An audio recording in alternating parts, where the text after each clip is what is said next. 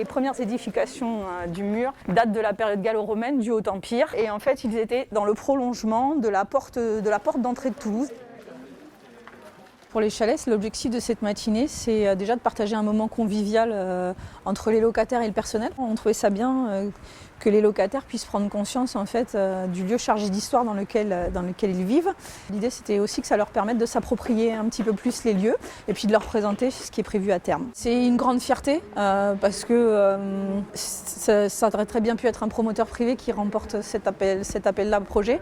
Alors bien sûr, il y a le concours de l'État aussi et des différents partenaires des collectivités qui ont fait qu'on en est là aujourd'hui, mais de savoir qu'on est sur les allées Juliette, quoi. Enfin voilà, et qu'on est en plus dans un lieu chargé d'histoire comme ça, qui est un haut lieu de la résistance, quelque part, ça fait un petit pincement au cœur, quoi. C'est émotionnellement, ouais, en fait, je suis fière. Enfin, je suis fière pour le groupe.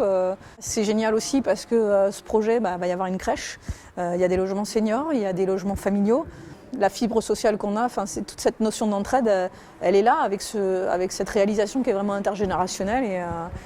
Et oui, je crois qu'on ne pouvait pas espérer beaucoup mieux. Je suis là depuis le 16 décembre 2020. Ici, on est très bien. Au cœur de Toulouse, nous sommes à peu près dans cet ensemble la moitié de seniors par rapport au... Et il y a des gens de tout âge. Donc ils ont réussi à faire un compromis qui soit réussi. C'est une résidence qui a une vie. C'est une ancienne prison qui a été faite pour des déportés, pour des politiques. C'est des personnes qui étaient engagées, c'est vrai. C'est des personnes qui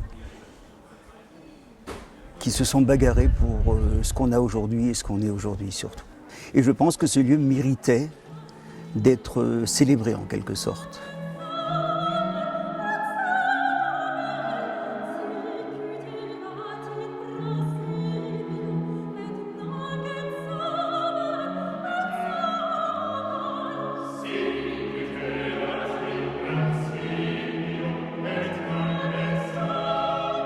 Il se trouve que l'église du Jésus, qui est notre fief, se trouve juste à côté de la place des Hauts-Murat.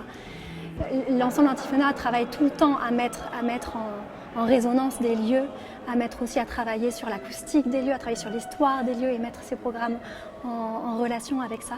Il faut aller inciter le public et les habitants à découvrir le patrimoine qui est le leur et se le réapproprier et leur faire découvrir en résonnant en musique pour nous et puis pour le groupe des Chalets en présentant autrement.